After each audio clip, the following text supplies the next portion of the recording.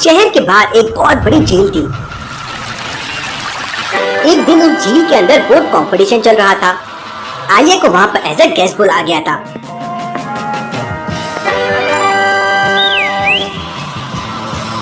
पानी के अंदर सारे लोग अपनी अपनी बोट को चला रहे थे।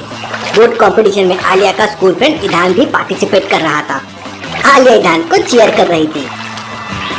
ईदान, ईदान, ईदान। लेकिन तभी अचानक मिंकू की बोट पानी में डूबने लगती है। मिंकू जोर जोर से चिल्लाने लगता है, बचाओ बचाओ। मिंकू को डूबता देख आलिया तुरंत पानी में छलांग लगा देती है और स्विमिंग करते हुए पानी तक पहुंच जाती है। लेकिन तब तक मिंकू पानी में डूब चुका था। आलिया तुरंत पानी के अंदर मिंकू को ढूंढने लगती है। मिंकू की बोट भी पानी में डूब चुकी थी। इस बार पानी के अंदर आलिया को एक नहीं बल्कि तीन बोट दिखाई देती है। आलिया कंफ्यूज हो जाती है कि मिंकू की बोट कौन सी हो सकती है। लॉजिकल आर्मी, क्या आप तीनों बोट को ध्यान से देख के बता सकते हैं मिंकू की बोट कौन सी हो सकती है?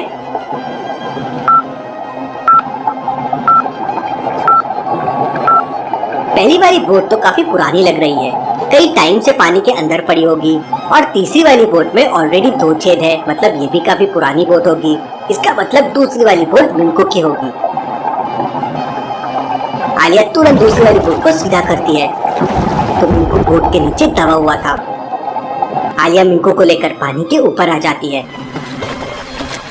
तब तक वहाँ पर बाकी लोग अपनी बोट लेकर आ जाते हैं। सारे लोग मिलकर तुरंत मिंकू को पानी से बाहर लेके आते हैं। मिंकू बेहोश था।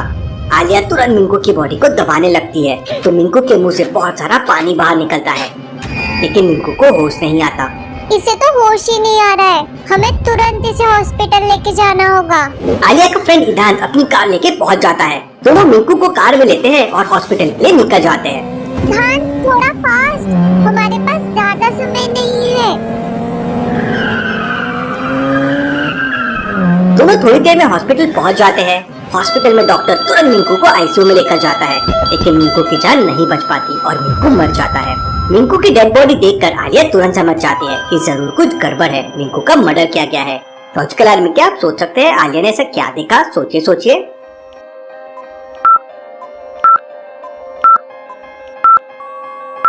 मिंकू की डेड बॉडी पूरी तरह से फूल चुकी है। अब भला ऐसा कैसे हो सकता है? इतनी जल्दी पानी में किसी की डेड बॉडी कैसे फूल सकती है? इसका मतलब जरूर कुछ गड़बड़ है। मिंकू तो मुश्किल से 2 मिनट के लिए पानी में डूबा था, लेकिन उसकी बॉडी तो पूरी तरह से फूल चुकी है। जरूर कुछ तो गड़बड़ है। आलिया तुरंत डिटेक्टिव मेहुल को कॉल कर देती है। मेहुल उस समय बुलबुले साइंटिस्ट के साथ लैब में एक स्पेशल एक्सपेरिमेंट कर रहा था।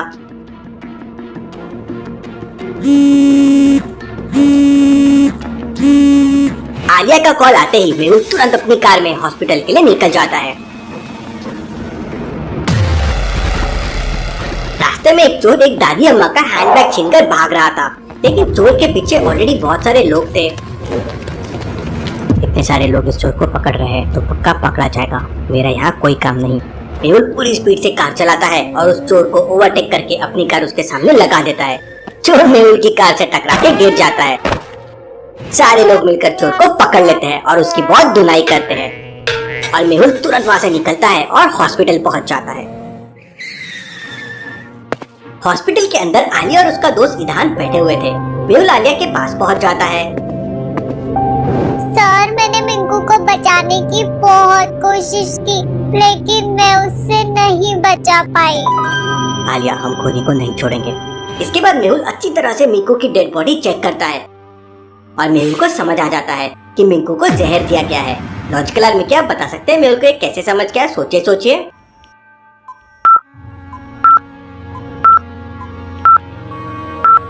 ध्यान से देखिए, मिंकू का लेफ्ट हैंड नीला पड़ गया है। इसका मतलब मिंकू की बॉडी में जहर है।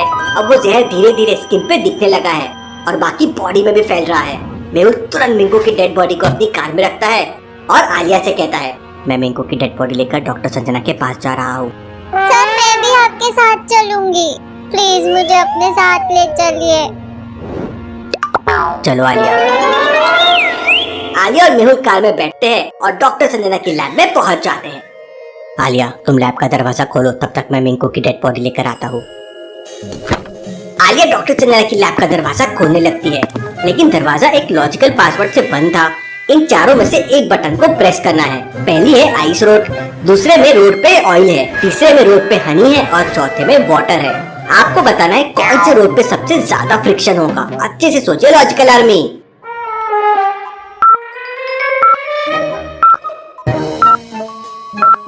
चारों रोड के कंपैरिजन में वाटर वाले रोड पे सबसे ज्यादा फ्रिक्शन होगा। बाकी तीनों रोड्स पे ना के बराबर फ्रिक्शन होगा। इससे जब भी फर्श पर कोई चिकनी चीज डली होती है तो हम गिर जाते हैं। आलिया पहले नंबर का बटन दबा देती है, लेकिन दरवाजा नहीं खुलता। आलिया वापस मेहुल के पास आ जाती है। सर वो दरवाजा नहीं खुल रहा है। मेहुल तुरंत दरवाजे पे जाता है और 4th नंबर वाली बटन प्रेस कर देता है तो दरवाजा खुल जाता है। तुमसे कितनी बार कहा है अपना नॉलेज इम्प्रूव करो, पर तुम्हें पढ़ने के लिए टाइम मिले तब ना। आलिया मुस्कुराती है। लो हटी ना plastic, Mehul sir fantastic. Mehul और आलिया मिंकू की डेड बॉडी लेकर लैब के अंदर चले जाते हैं। डॉक्टर संजना जल्दी से मिंकू की रिपोर्ट रेडी कीजिए।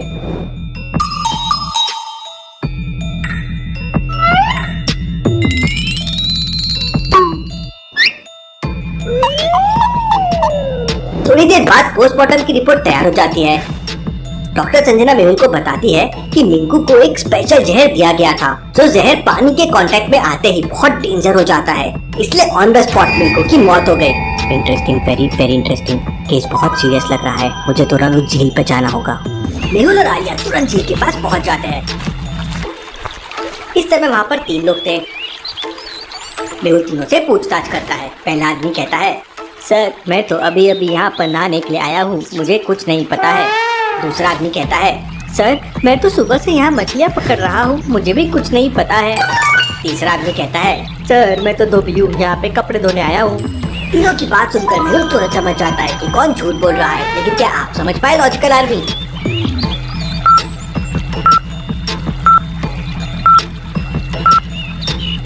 तीसरा वाला झूठ बोल रहा है, क्योंकि उसके हाथ में तो प्रेस किए हुए कपड़े हैं।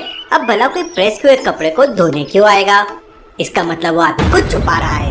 मेहुल उसे पकड़ लेता है और उससे पूछताछ करता है, लेकिन वो आदमी कुछ नहीं बताता। आलिया लगता है ये ऐसे नहीं मानेगा, तुम इसके साथ बॉक्सिंग कर सकती हो। फिर क्या था, आलिया को तो मौके का इंतजार होता है। वो तुरंत उस आदमी को 3-4 मुक्के लगा देती है और वो आदमी सच बताने के लिए तैयार हो जाता है।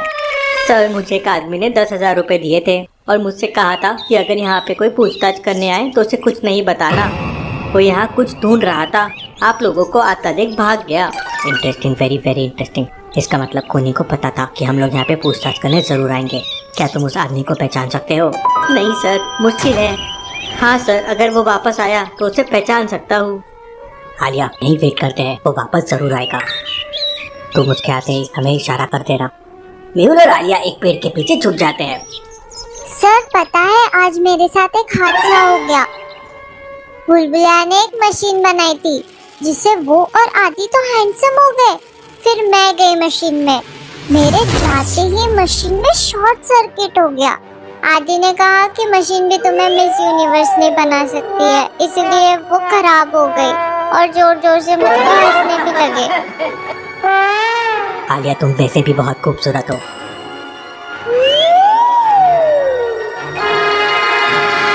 अरे अरे अरे मेरा मतलब हर लड़की खूबसूरत होती है। थोड़ी देर बाद वहाँ पे 2 आदमी आते हैं। आलिया तुम पीछे से आओ, मुझे ये दूसरा वाला आदमी गड़बड़ लग रहा है। वो दूसरा वाला आदमी थोड़ा नजदीक आता है तो मेहुल के साथ वाला धोबी उसे पहचान लेता है। सर इसी आदमी ने मुझे पैसे दिए थे। मेहुल तुरंत उसे पकड़ने की कोशिश करता है, लेकिन वो आदमी अपनी गन निकाल कर मेहुल के ऊपर फायरिंग करने लगता है। अपनी जान बचाने के लिए मेहुल टाइम लगा देता है। इतने में पीछे से आलिया जाती है और उस आदमी को एक जोरदार किक मारती है, जिससे उस आदमी के हाथ से गन छूट जाती है और वो पानी में जाके गिरता है। इतने में मौका पाकर मेहुल उसे पकड़ लेता है और थोड़ी देर के लिए उसका सर पानी में डुबा देता है। अब सच बताओ तुमने मिंकू को क्यों मारा?